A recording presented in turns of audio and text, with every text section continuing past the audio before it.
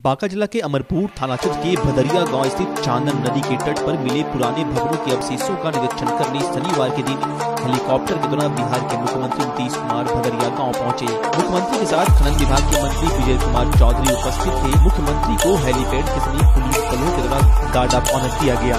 मुख्यमंत्री चांदन नदी तट पर मिले अवशेषों का बारीकी से अवलोकन किए। इस दौरान मिले स्थलों की प्रदर्शनी को उन्होंने बारीकी से देखा। मौके पर उन्होंने बताया कि समाचार पत्रों के माध्यम से भदरिया नदी के चांदन नदी तट पर मिले पुराने भवनों के अवशेषों के संबंध में जानकारी मिली थी। बाद में अमरपुर के विधायक जयंतराज कुशवाहा ने फोन के द्वारा विस्तार से जानकारी दी। जानकारी मिलने के बाद पटना पुरातत्व विभाग को मिले अवशेषों का निरीक्षण करने का निर्देश दिया गया था।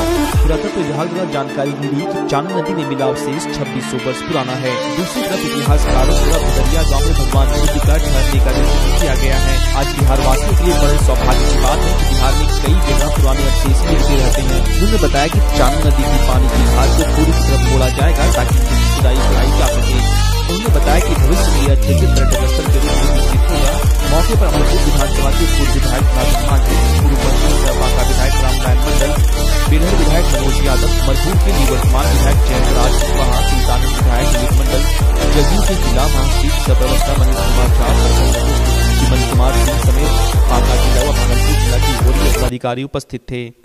छठ के समय ही जो यहाँ के लोगों को इस बात का एहसास हुआ कि इस नदी के पास ही ऊपर में ही उन लोगों को दिख गया, और उसके बाद जो इसकी खबर आई है और ये समाचार आप लोगों ने इसको प्रकाशित भी किया और ये ऐतिहासिक भूमि पता चल गया। फिर यहाँ के माननीय विधायक ने भी हमको फ़ोन करके कहा, हमने कहा ये तो ऐतिहासिक जगह है और ये आर्कियोलॉजिकल साइट है, इसके लिए तत्काल यहाँ के जो विशेषज्ञ हैं उनको भेजा जाएगा।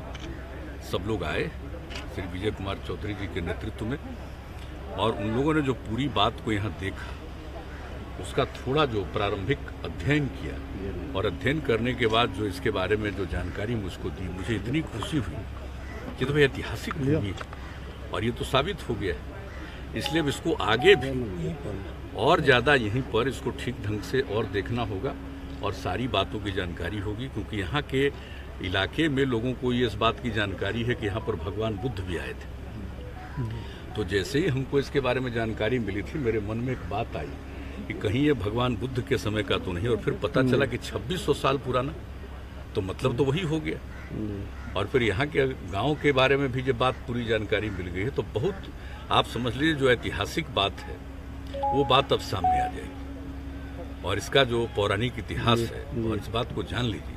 अब आप समझ सकते हैं कि बिहार के विभिन्न कोने में क्या मतलब पौराणिक चीजें हैं और क्या इसका ऐतिहासिक महत्व है। तो ये देख करके इतनी खुशी होती है, प्रसन्नता होती है कि भले ही लोग बिहार की आज उपेक्षा कर रहा हो, लेकिन ये बिहार के विभिन्न हिस्सों में क्या था और सब कुछ था। तो देख करके जैसे ही ये बात हुई तो मेरे मन में था कि हम जा करके भी देखेंगे। अब कल तो तय था, कल का मौसम खराब था तो नहीं आ सके, फिर हमने कहा आज ठीक होगा तो आज जाएंगे। तो आज आ गए और देख लिया, और मैंने सब लोगों से बातचीत भी कर ली है। और इसके लिए जो नदी का धार वहाँ से है उसके बारे में यह भी बात हुआ कि 95 के पहले जो पुराना धार था उसी को फिर से निर्मित किया जाए, ताकि ये इलाका अगर और ज़्यादा इसको अनुसंधान करने के लिए और अगर कहीं खुदाई करनी है तो उसको करने के लिए, और फिर जो गांव तक का इलाका है सब पर नज़र रख के कुछ न कुछ किया जाएगा। तो ये बहुत ही सब चीज़ों की जानकारी होगी, और ये कोई अपने राज्य के लिए नहीं, ये दुनिया भर के लिए बहुत बड़ी जानकारी मिलेगी।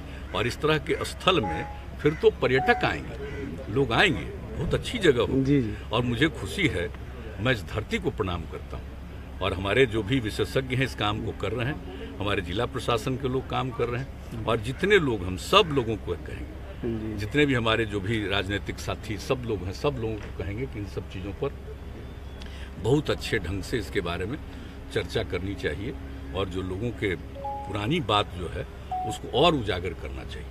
तो आज तुम आकर के देख लिए, मुझे बहुत अच्छा लगा है। माने सर और ऐसा मत समझिए कि और कुछ काम ठीक है हम आगे भी नहीं आए। जी सर आर्कियोलॉजिकली अगर प्रूफ होता है तो सर क्या इसको मतलब आगे डेवलप किया जाएगा? बिल्कुल, ये तो हम आपको कह रहे हैं, इसीलिए ना हम जो कह रहे हैं कि वो तो चानन डैम पर तो हम कई बार आ चुके हैं, हमको मालूम नहीं है। गाद हटाने की जो बात हुई, हाँ वही उसी के बारे में भी, उसके बारे में हमने पूछा उन सब चीज़ों के बारे में, और ये कहा है अभी माननीय मंत्री जी भी आए हुए, विजय कुमार चौधरी जी, जो पहले देख रहे थे 10 से 15 तक के बीच में, पुनः ये देख रहे हैं, इसलिए ये भी आ गए हैं और देख लेंगे। और सब जगह वहाँ का भी जो काम है चानन डैम का वो तो होगा ही, लेकिन जो आप लोगों ने कहा ना कि आर्कियोलॉजी को ध्यान में रखते हुए जहाँ कहीं भी खुदाई की बात होगी वो होगी, और इसलिए हमने कहा कि जो नदी है ना का धार जो इधर है, इसको अगर दूसरे तरफ जो पुराना सबसे ओरिजिनल धार है उसमें अगर डाइवर्ट किया जा सके तो फिर यहाँ पर उसकी खुदाई का अवसर बेहतर हो जाएगा। Thank you sir.